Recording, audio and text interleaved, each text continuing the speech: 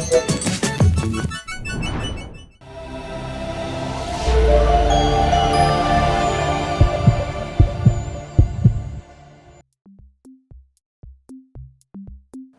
है world hypertension day. Hypertension यानी high blood pressure. ये हमारे देश में एक बहुत बड़ी समस्या है।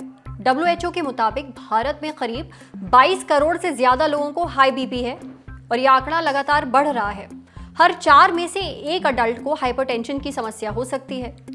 इतनी आम दिक्कत होने के बावजूद भी हम में से ज़्यादातर लोगों को नहीं पता होता कि हमारा बीपी कितना रहता है, क्योंकि हम चेक ही नहीं करवाते। हाई बीपी के ज़्यादातर लक्षण बहुत आम होते हैं, जैसे सिर दर्द होना, घबराहट होना, इसलिए लोग इसको महज स्ट्रेस समझकर इग्नोर कर देते हैं। वैसे भी हाई ब्लड प्रेशर के लक्षण तब तक साफ तौर पर नहीं दिखते जब तक बीपी बहुत ज़्यादा हाई ना हो जाए।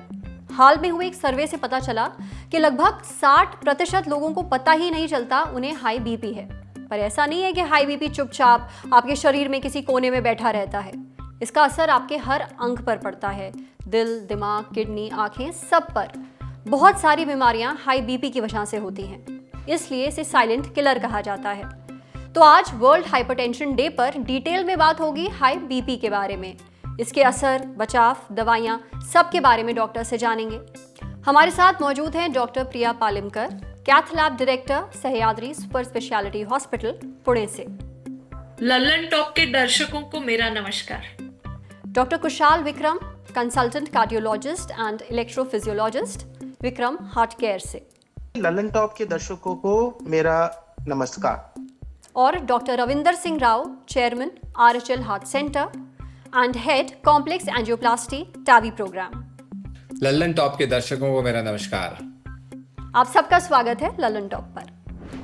डॉक्टर कुशाल, सबसे पहला सवाल मेरा आपसे है। हमने ब्लड प्रेशर शब्द तो बहुत बार सुना है, फलाने को ब्लड प्रेशर है, पर अगर बहुत ही बेसिक से शुरुआत करें, ये ब्लड प्रेशर आखिर होता क्या है, एग्जैक्टली क्या है और कितना ब्लड प्रेशर होना हाई माना जाता है?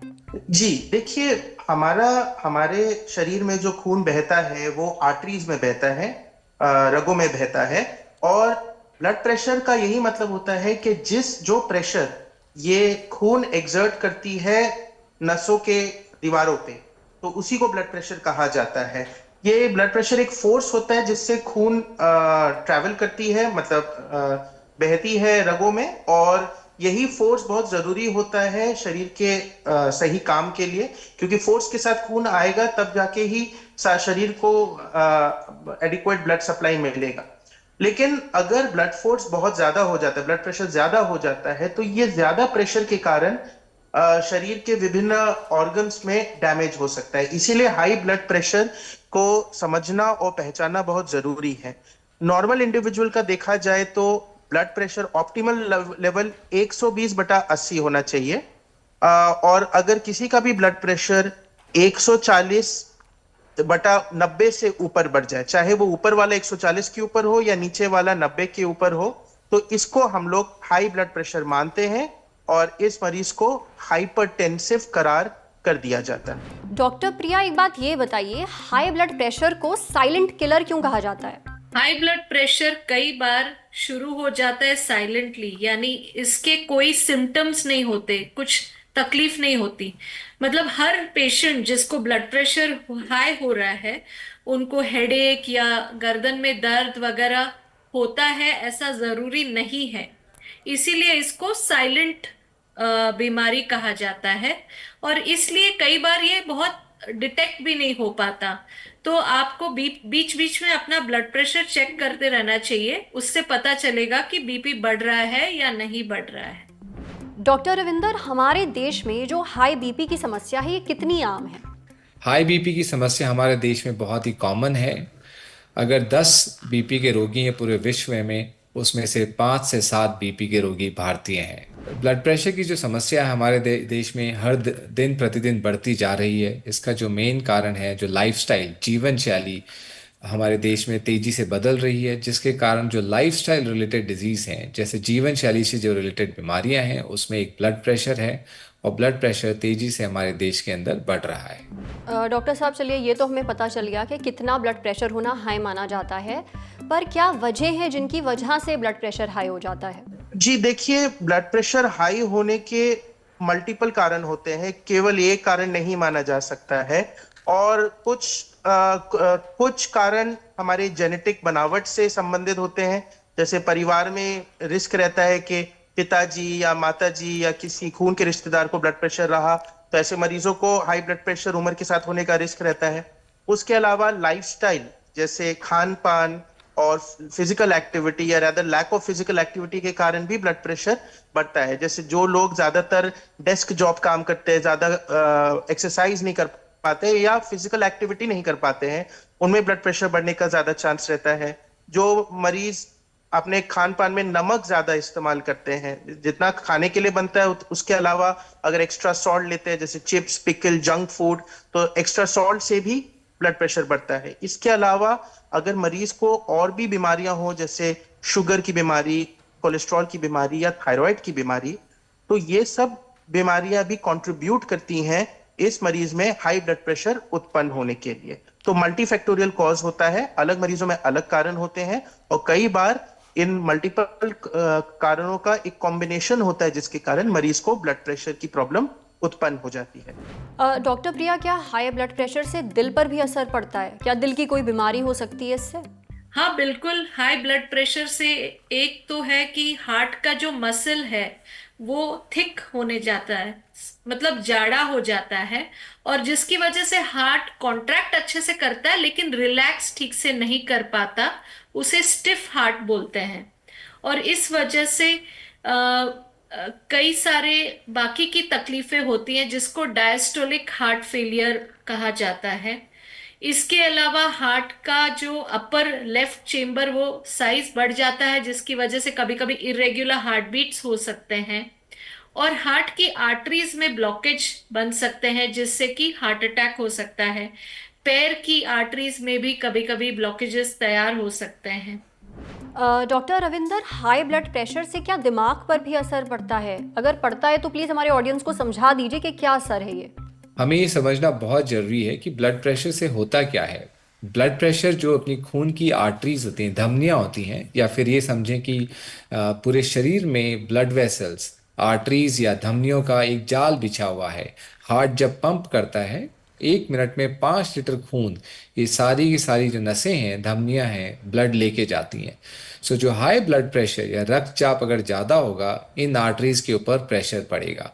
और उसी प्रकार से अगर ब्रेन की आर्टरी में प्रेशर पड़ता है तो ब्रेन हेमरेज, मतलब मस्तिष्क में जो ब्लड वेसल कहीं से लीक करने लग जाती है और पेशेंट को जानलेवा बीमारी जिसे ब्रेन हेमरेज, दूसरे नंबर पे स्ट्रोक, अचानक से कोई क्लॉट या खून का थक्का जमता है और लकवा होने की संभावना अधिक हो जाती है। सो हाई ब्लड प्रेशर से डायरेक्टली मस्तिष्क की बीमारियां रिलेटेड हैं और ये दोनों बीमारियां जानलेवा साबित हो सकती हैं। अच्छा डॉक्टर कुशाल, चलिए हमने ये तो समझ लिया कि हाई ब्लड प्रेशर से दिल और दिमाग पर क्या असर पड़ता है।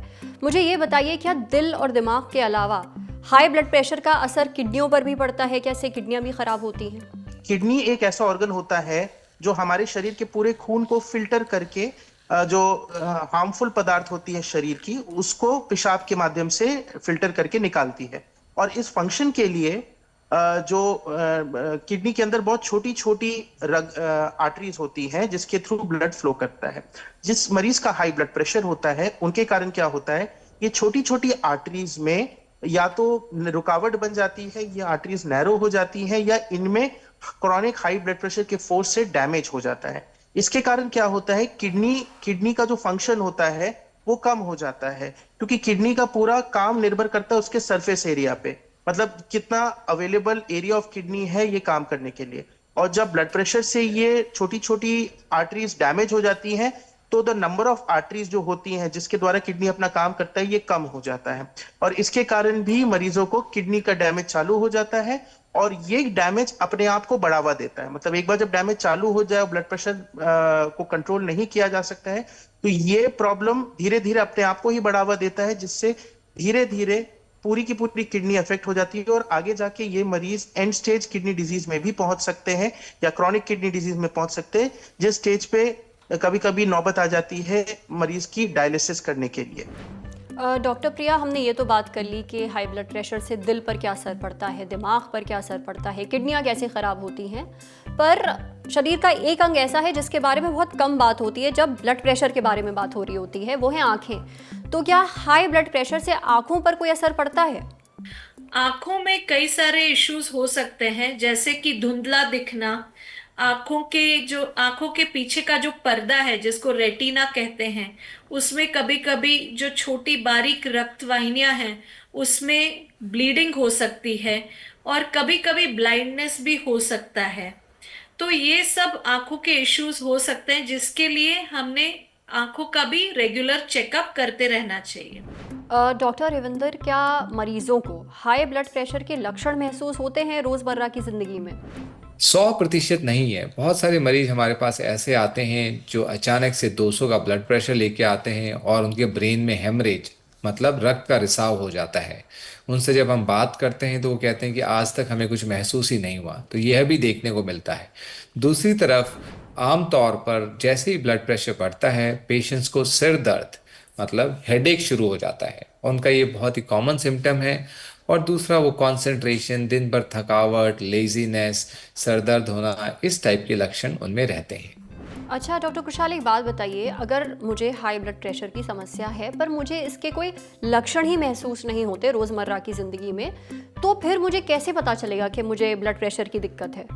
जी, ये बहुत इंपॉर्टेंट सवाल है, क्योंकि शुगर और बीपी दो ऐसी बीमारियां होती हैं जिनको सो कॉल्ड साइलेंट किलर कहते हैं। मतलब लोगों को अंदाजा नहीं होता है, क्योंकि उनको उसके चलते कोई तकलीफ नहीं होती है। इत्तेफाक से डॉक्टर के पास गए, हाई ब्लड प्रेशर निकला, शुगर निकला, तब जाके पता चलता है। लेकिन अगर मरीज को जरा सा सस्पिशन है कि उसको हाई ब्लड प्रेशर हो सकता है, चाहे उसके खान पान के चलते या उसकी फैमिली हिस्ट्री के चलते, या उसको अगर अदर रिस्क फैक्टर्स है जैसे शुगर, बीपी, और उसको लगता है कि एक बार हो सकता है उसका ब्लड प्रेशर हाई निकले, तो सबसे बेहतरीन तरीका होता है ब्लड प्रेशर को चेक करने का। ये ब्लड प्रेशर को चेक करने के लिए डॉक्टर के पास जाना पड़ता है, या किसी भी डिस्पेंसरी में जा सकते हैं जहां पे बीपी का मशीन होता है, जिससे मरीज का ब्लड प्रेशर चेकअप हो सके। और उसको कंफर्म करने के लिए फिर दोबारा और तिबारा मतलब मल्टीपल टाइम्स जाने होते हैं, और जब तक डॉक्टर को ये कंफर्म ना हो जाए कि इनको हाई ब्लड प्रेशर है। और एक बार अगर हाई ब्लड प्रेशर कंफर्म होता है तो ऐसे मरीजों में लाइफस्टाइल मॉडिफिकेशन, खान पान का परहेज और दवाइयां चालू करना बहुत जरूरी होती है, ताकि फ्यूचर में हाई ब्लड प्रेशर के चलते लॉन्ग टर्म डैमेज ना हो हमारे शरीर में और हमारे विभिन्न ऑर्गन्स में। डॉक्टर प्रिया, अगर हम अपने लाइफस्टाइल में कुछ बदलाव करें, अपने लाइफस्टाइल को सुधारें, तब क्या हाई ब्लड प्रेशर को कंट्रोल किया जा सकता है? कुछ हद तक कंट्रोल किया जा सकता है। जैसे अगर किसी को बॉर्डर लाइन या स्टेज 1 हाइपरटेंशन है, अगर हम लाइफस्टाइल चेंजेस जो मॉडिफिकेशन बोलते हैं वो ठीक से करें, तो हम बीपी को कंट्रोल में ला सकते हैं। उसमें सबसे पहली चीज तो ये है कि नमक जो है, रॉक सॉल्ट या वो जो पिंक सॉल्ट बोलते हैं, वो यूज करना चाहिए। नमक की मात्रा पूरे दिन भर में 5 ग्राम से कम होनी चाहिए। रेगुलर एक्सरसाइज करना चाहिए। हार्ट के लिए, बीपी के लिए हम जो कहते हैं कि सिर्फ वॉकिंग ही केवल ठीक है, आधा घंटा वॉकिंग रोज करना चाहिए, या फिर एटलीस्ट हफ्ते में 5 दिन करना चाहिए। ग्रीन लीफी वेजिटेबल्स, बाकी फ्रूट्स वगैरह ठीक से लेना चाहिए। डॉक्टर रविंदर, अगर मुझे हाई बीपी की समस्या है पर मुझे कोई लक्षण महसूस नहीं होते, तो क्या फिर भी मुझे बीपी की दवाई खानी पड़ेगी रोज? सो बीपी का जो दवाई है वो जो गाइडलाइंस हैं, सो आजकल के ज़माने में जो मेडिकल साइंस है उसे एविडेंस बेस्ड मेडिसिन कहते हैं। एविडेंस बेस्ड मेडिसिन मतलब अगर मैं कोई दवाई लिख रहा हूँ आप मरीज के लिए, उसके पीछे लाखों करोड़ों मरीजों पे रिसर्च किया होता है, डेटा इकट्ठा किया होता है, और हमारे पास एविडेंस होता है कि अगर इस बीमारी के अंदर ये दवाई देंगे तो इसका ये आउटकम होगा। तो आपका जो सवाल है वो यह है कि मेरा ब्लड प्रेशर हाई है लेकिन मुझे कोई लक्षण नहीं है, क्या मुझे ब्लड प्रेशर की दवाई लेनी चाहिए? 100%। ब्लड प्रेशर की दवाई लक्षण देख के नहीं दिया जाता है। ब्लड प्रेशर की दवाई जो पेशेंट का ब्लड प्रेशर हाई है उसको देख के दिया जाता है, और हमारा मकसद ये है कि ब्लड प्रेशर जो गाइडलाइंस हैं उसके अंदर अंदर रखा जाए। अच्छा डॉक्टर कुशाल, क्या बीपी की जो ये समस्या है इसे पूरी तरह ठीक किया जा सकता है, यानी क्या ये कम्प्लीटली क्योरेबल है? देखिए, ब्लड प्रेशर एक क्रॉनिक बीमारी होती है जिसमें ज्यादातर लोगों को एक बार दवाई चालू हो जाती है तो लगभग लाइफ लॉन्ग कोई ना कोई दवाई या परहेज रखना पड़ता है। और लेवल ऑफ ब्लड प्रेशर दो अलग मरीजों में अलग होती है। कुछ मरीज अगर इनिशियल स्टेज में पकड़े जाते हैं कि उनको ब्लड प्रेशर है, और अगर वो अपने लाइफस्टाइल को मॉडिफाई कर ले, एक्सरसाइज चालू कर दे, वजन घटा ले, स्मोकिंग करना बंद कर दें और सेहतमंद खाना खाने लगे, तो एक संभावना होती है कि जो हाई ब्लड प्रेशर है ये कंट्रोल हो जाए और इन मरीजों में दवाई की जरूरत नहीं पड़े। कभी कभी मरीजों का बीपी इतना हाई होता है कि ये सब करने के बावजूद भी हाई रहे तो हमको दवाई देनी पड़ती है, लेकिन दवाइयां फिक्स नहीं होती हैं। अगर समय के साथ मरीज ने अपना ख्याल रखा, वजन घटाया और ये सारी प्रिकॉशंस की जो मैंने बोली हैं, तो फ्यूचर में फॉलोअप्स में इन मरीजों की दवाई कम हो सकती है, कभी कभी बंद भी हो सकती है, लेकिन जिंदगी भर विजिलेंट मतलब सतर्क रहना पड़ता है, क्योंकि जिन मरीजों को हाई ब्लड प्रेशर डायग्नोस हुआ है भले ही वो कंट्रोल में आ जाए और आगे जाके दवाइयां कम हो जाए, लेकिन ये दोबारा बढ़ने का टेंडेंसी हमेशा रहता है। इसीलिए कभी केयरलेस नहीं होना चाहिए, ये नहीं सोचना चाहिए कि अब हमारा बीपी ठीक हो गया, अब कुछ करने की जरूरत नहीं है, क्योंकि सतर्कता से ही फिर आगे जाके हाई ब्लड प्रेशर के कॉम्प्लिकेशंस को प्रिवेंट किए जा सकते हैं। डॉक्टर प्रिया, आखिरी सवाल मेरा आपसे ये है, अगर किसी इंसान को हाई ब्लड प्रेशर डायग्नोस किया गया है, उसके बाद उसे क्या करना चाहिए? अगर आपको हाई ब्लड प्रेशर डायग्नोस किया गया है तो सबसे पहले आपको लाइफस्टाइल मॉडिफिकेशन शुरू करना चाहिए, यानी कि नमक कम करना, रेगुलर एक्सरसाइज करना, फ्रूट्स सैलेड्स की मात्रा बढ़ाना। दूसरी चीज, अगर वेट रिडक्शन कर सकते हैं तो वो बहुत जरूरी है, उससे भी आपका बीपी थोड़ा बहुत कम हो जाएगा। तीसरी चीज ये है कि जो मेडिसिन आपको डॉक्टर ने बोले हैं वो रेगुलर बेसिस पे लेने हैं, टाइम टू टाइम लेने हैं, और आपका जो बीपी का फॉलो अप है, जो बीच बीच में चेक करना है वो करना है, और आपका जो टारगेट ब्लड प्रेशर है यानी कि 140/90 के अंदर ही बीपी रखना है। और ये सब आप अपने जो लोकल डॉक्टर हैं उनकी मदद से जरूर कर पाएंगे। Thank you so much, Dr. Priya, for joining us and talking to us. Thank you so much.